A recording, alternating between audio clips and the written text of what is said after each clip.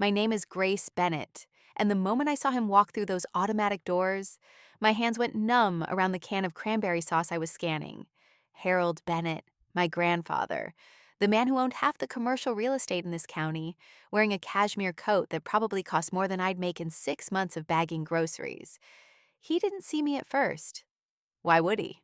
I was just another minimum wage worker in a green vest on Thanksgiving evening, helping last minute shoppers grab their forgotten dinner rolls. But when our eyes met across that fluorescent lit store, something in his face cracked open, and I knew this wasn't a coincidence. Have you ever been invisible to your own family until the exact moment they need something from you? Let me back up. 3 years ago, I lived in a different world. I was Grace Bennett, granddaughter of real estate mogul Harold Bennett, studying pre-law at Columbia, driving a BMW my parents gave me for my 21st birthday, and dating Marcus Chen, whose family owned a chain of luxury hotels. My Instagram was a highlight reel of rooftop parties, ski trips to Aspen, and charity galas where I wore dresses that cost more than most people's rent. I wasn't a bad person. At least, I don't think I was. I volunteered. I smiled for photos at fundraisers. I just didn't know what real life looked like yet. My parents, Richard and Catherine Bennett, were my grandfather's only children. Dad ran the family company's legal department, and Mom sat on every prestigious board in the city. We lived in a penthouse overlooking Central Park. Our lives were perfectly curated, perfectly comfortable, perfectly hollow, though I didn't realize it then. Everything changed on a Tuesday in October, during my senior year. I came home early from class because my constitutional law professor had canceled office hours. I remember humming something as I walked through our front door, already thinking about the sushi I'd order for lunch. The apartment was supposed to be empty. Mom had a luncheon, Dad had court, but I heard voices coming from Dad's study. I should have announced myself. I should have called out.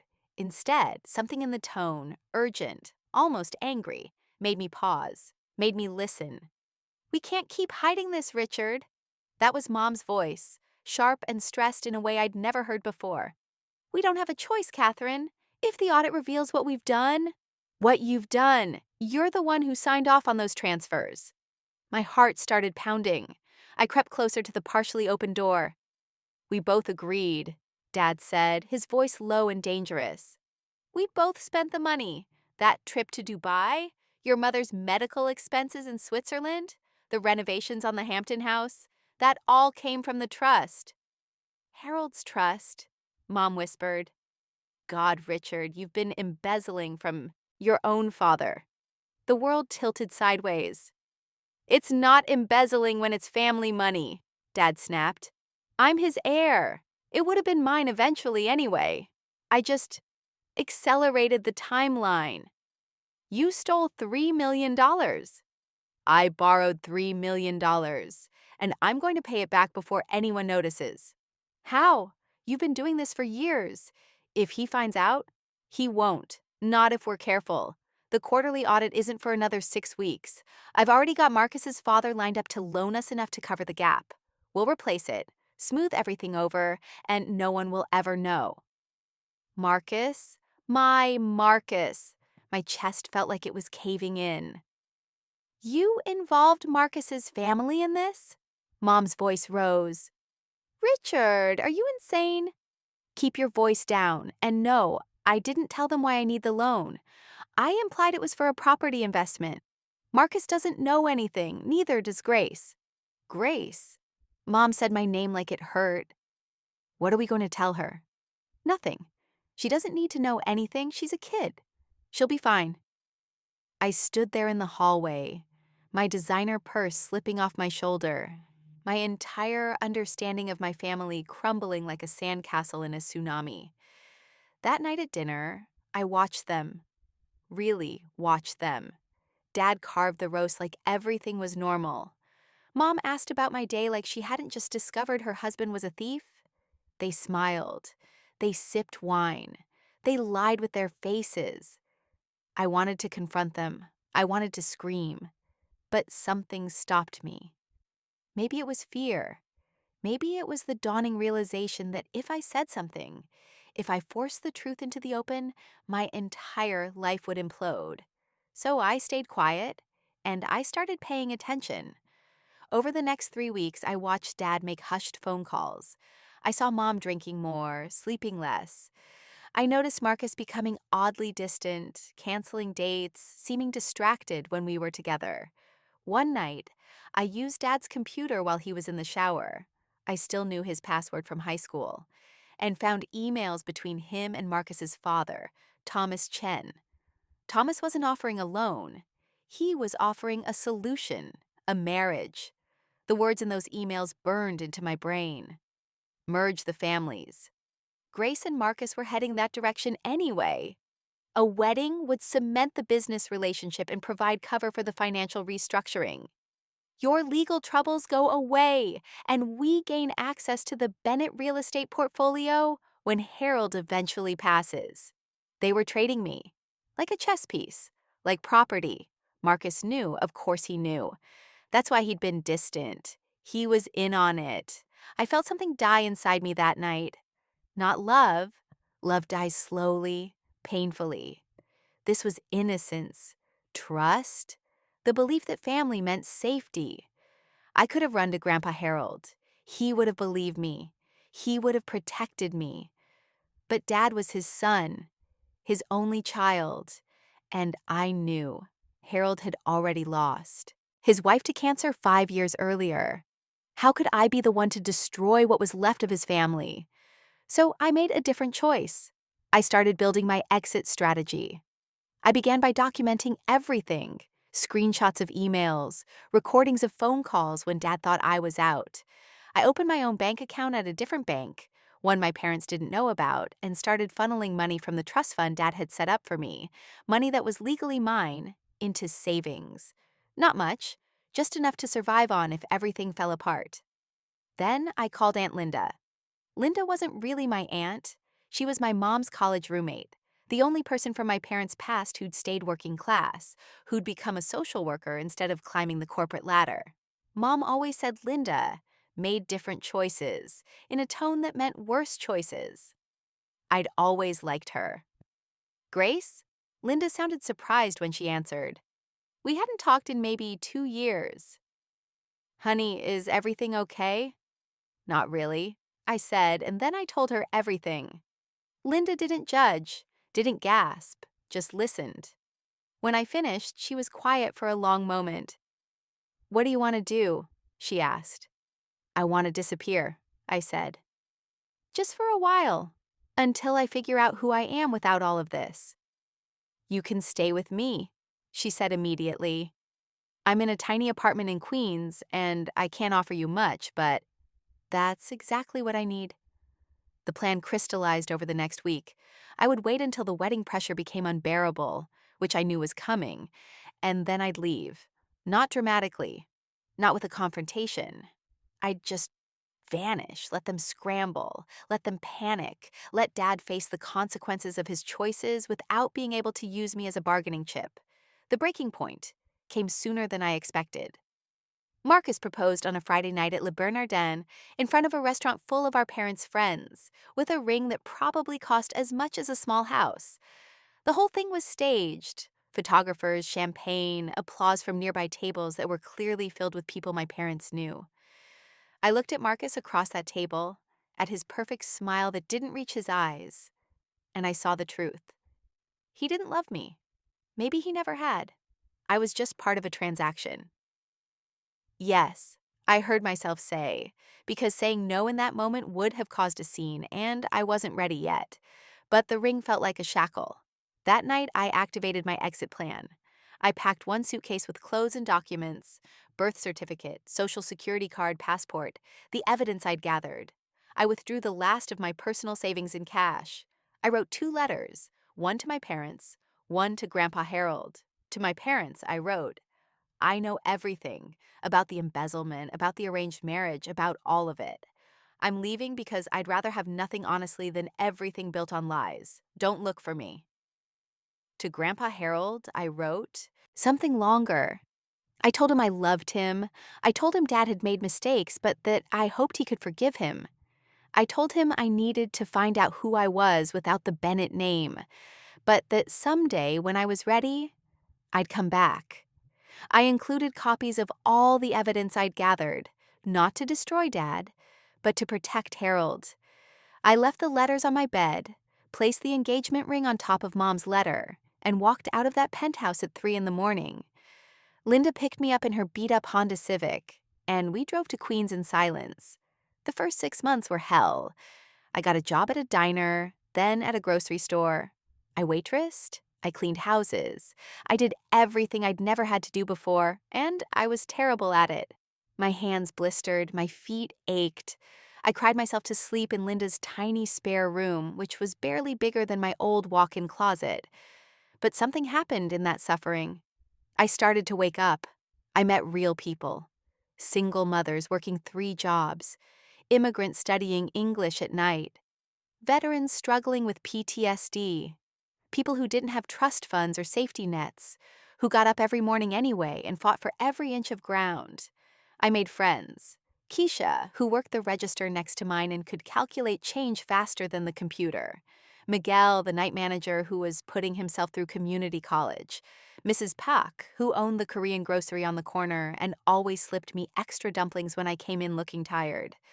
I started taking classes at Queens Community College, business administration, accounting, not because I needed a degree to prove anything to anyone anymore, but because I wanted to understand how money actually worked, how systems could be built or broken.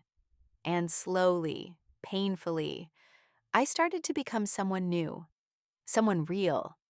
I didn't contact my family. Linda told me Mom had called her frantically, asking if she'd seen me. Dad hired private investigators. Marcus sent messages through mutual friends, claiming he wanted to talk and explain. I ignored all of it. Grandpa Harold didn't reach out, but I knew he'd gotten my letter because 6 months after I left, Linda showed me a news article. Bennett Real Estate undergoes internal audit following anonymous tip. Dad had been quietly removed from the board. Mom had resigned from her charity positions. There was no scandal, no criminal charges. Harold had handled it quietly, as he handled everything. But there were consequences. Good. 2 years passed. I got promoted to assistant manager at the grocery store. I finished my associate degree with a 4.0. I dated a teacher named James who thought I was beautiful even in my work uniform, and didn't care that I lived in a tiny apartment with mismatched furniture. I learned to cook, to budget, to appreciate things I'd never noticed before. Sunrises, library books, the satisfaction of earning something through actual work. I was happy. Not the effortless, privileged happiness of before, but something deeper, something earned. And then Thanksgiving came around. I'd volunteered to work the holiday shift because I knew the store paid time and a half, and because Linda was visiting her own family in Boston. The store was nearly empty. Just a few panicked people who'd forgotten ingredients for dinner. That's when the automatic doors opened, and Harold Bennett walked into my life again. He was older, thinner. His hair had gone completely white, and he moved with a cane now, but his eyes were still sharp as he scanned the store. When he saw me, he went very still. I couldn't move, couldn't breathe. The scanner in my hand beeped mindlessly at nothing. He walked to my register, slowly, deliberately, put down a basket containing a single can of cranberry sauce. "Grace," he said, and his voice cracked. "Grandpa." My own voice sounded like it was coming from underwater. He looked at me for a long moment, at my green vest, my name tag, my hair pulled back in a simple ponytail. Then his eyes filled with tears. "I've been looking for you for 2 years," he said quietly. "I asked you not to." "I know." I respected that. "But I hired someone to find you 6 months ago. Not to interfere. Just to know you were safe. She sent me reports. Where you worked. That you were in school. That you were—" He paused, smiled slightly. "That you were okay." I felt anger flash through me. "You had someone watching me? Protecting you. There's a difference." He leaned on his cane. "Your father made mistakes, Grace. Terrible mistakes. But he's still my son, and when you left, when you exposed what he'd done, it broke something in him. He blamed you. He said terrible things about you to anyone who would listen, called you ungrateful, crazy, said you'd stolen from the family and run away. The anger turned cold, and you believed him. Not for a second. Harold's voice turned hard. I knew exactly what he'd done because you told me. The evidence you gave me was thorough, damning. You saved my company, Grace. You saved me from being destroyed by my own son's greed. So what happened? I removed him from any position of power. I restructured the trust to protect it from any future raids. I made it clear to everyone that you were innocent, that you'd acted with integrity, and that anyone who slandered you would answer to me. He paused. Your father and mother no longer work for Bennett Real Estate. They're living on a fixed salary from a trust I control. Enough to be comfortable, but nothing more. It's less than you're making working here, I'd imagine. The poetic justice of that should have felt satisfying. Instead, I just felt tired. Why are you here, Grandpa? Because it's Thanksgiving and I'm a foolish old man who wanted to see his granddaughter. He looked around the empty store. And because I wanted to ask you something. I waited. I'm 83 years old, Grace. I've built an empire, and I have no one to. Leave it to. Your father proved himself unworthy. Your mother chose to stand by his lies. But you. He looked at me with something like pride. You walked away from everything to protect your integrity. You've worked real jobs. You've gotten an education on your own merit. You've become someone I'm proud to know. My throat was tight. Grandpa, I'm not asking you to come back to the penthouse. I'm not asking you to pretend the last 2 years didn't happen. He reached into his coat pocket and pulled out an envelope. I'm asking you to come work for me. Not as my granddaughter, as an employee.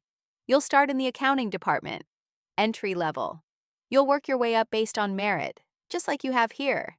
And someday, if you prove yourself, and I believe you will, you'll take over the company you saved. I stared at the envelope. Inside, I could see the corner of what looked like an offer letter. Why would you do this? Because you're the only Bennett who actually has integrity, he said simply. And because a company built on real estate needs to be inherited by someone who understands the value of real things, not just appearances. I thought about my tiny apartment, my student loans, the satisfaction of earning every dollar through honest work. I thought about Keisha and Miguel and Mrs. Pack, about the community I'd built from nothing. And I thought about my parents, living on a restricted income, watching as I returned to claim what they'd tried to sell. I need conditions, I said. Harold smiled. Name them. I keep this apartment. I keep working here part-time until I finish my bachelor's degree. I don't go back to that world. The parties, the charity circuit, the fake friends. I build something real, or I don't build anything at all. Done. And my parents don't get to profit from this, ever. Whatever I inherit someday, it goes into a foundation. Real charity, real impact, not just photo opportunities. I'll have it written into the trust by Monday. I looked at him, this old man who'd crossed the city on Thanksgiving to find me in a grocery store, who'd let me go when I needed to leave and came back when I was ready to be found. One more thing, I said. I want to donate 20% of my starting salary to a fund for employees here who need help with education or emergency expenses. Anonymously. Harold's eyes crinkled. You really have changed. No, I said, surprising myself with the truth. I finally became who I was supposed to be. I took the envelope. The next 3 years weren't a fairy tale. I worked my ass off in that accounting department, starting at a salary that was barely more than what I'd made at the grocery store. I took classes at night, finished my bachelor's, then my MBA. I proved myself with spreadsheets and audits and presentations, not with my last name. Some of my coworkers resented me when they found out who I was. Others respected the fact that I'd walked away from privilege and earned my way back. I learned to ignore the first group and learn from the second. I saw my parents exactly once during those years. At a mandatory family meeting, Harold called to discuss the future of the company. They looked smaller somehow, older. Dad's hair had gone gray. Mom had lines around her mouth from pursing her lips so tightly. Grace, Dad said when he saw me, and I heard something in his voice I'd never heard before. Regret, maybe, or just disappointment that his plan had failed. Richard, I replied, using his first name deliberately. Catherine. Mom flinched. We sat through that meeting in icy silence while Harold laid out his succession plan. I would take over as CFO within 18 months. If I continued to prove my competence and integrity, I would become CEO when he retired. Dad and Mom would retain nominal positions on the board, without voting rights, for appearance's sake. This is my company, Dad said, his voice shaking. I'm your son. And she's my granddaughter, Harold replied calmly. The one who saved this company from your embezzlement. The one who's earned what you thought you were entitled to. Blood doesn't matter, Richard. Character does. I watched Dad's face crumble, and I felt nothing. Not satisfaction. Not vindication. Just a quiet sense of justice finally being served. After the meeting, Mom tried to approach me. Grace, please, can we talk? About what? I asked. About how you were going to sell me to cover up Dad's crimes? About how you didn't even try to stop him? About how you both let me walk out the door and then slandered me to everyone who would listen? She had tears in her eyes. We were desperate. So was I said. The difference is I didn't try to sacrifice someone else to save myself. I walked away, and I haven't spoken to her since. But here's the thing about revenge. The real kind, the lasting kind, isn't about destruction. It's about transformation. I didn't destroy my parents. They destroyed themselves with their choices. I just refused to go down with them. I didn't take over Bennett Real Estate to prove something to them. I did it because I'd learned what real value looked like, and I wanted to build a company that created it. And I didn't come back for the money or the power or the satisfaction of watching them fall. I came back because Harold asked me to, because I'd become someone capable of handling it, and because the best revenge isn't making your enemies suffer. It's becoming someone they could never be. Today, I'm 32 years old. I'm the CEO of Bennett Real Estate, a company I've restructured from the ground up to focus on affordable housing development and sustainable community building. We're profitable, yes, but we're also ethical. We're making a difference. I still live in Queens, though I've upgraded to a 2-bedroom apartment. I still volunteer at the grocery store's food pantry once a month. I still have lunch with Keisha and Miguel and Mrs. Pack. I still date people who love me for who I am, not what I'm worth. Harold passed away last year at 87, peacefully in his sleep. He left me everything, along with a letter that said, "You didn't just save my company, Grace. You saved my faith and family. Thank you for showing me that integrity can be inherited after all." I had that letter framed in my office, next to my old grocery store name tag. My parents live in a modest condo in Westchester. They're comfortable, but not wealthy. They occasionally send emails asking to meet for coffee, to rebuild our relationship. I don't respond. Maybe someday I will, if they ever actually apologize for trying to trade me like livestock. But I'm not holding my breath. Marcus Chen married someone else, a woman from another hotel family.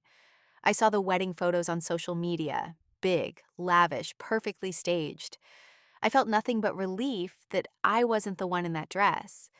And sometimes, late at night when I'm reviewing budgets or planning new developments, I think about that Thanksgiving evening when I was bagging groceries and my grandfather walked through those doors. I think about how I could have stayed bitter, how I could have let the betrayal poison me, how I could have spent my life seeking revenge through cruelty or destruction. But I didn't. I chose to become someone better than the people who hurt me. I chose to build something real. I chose integrity over image, Character over comfort, truth over convenience. That's the thing they don't tell you about revenge. The sweetest kind isn't about what you take from the people who wronged you. It's about who you become in spite of them.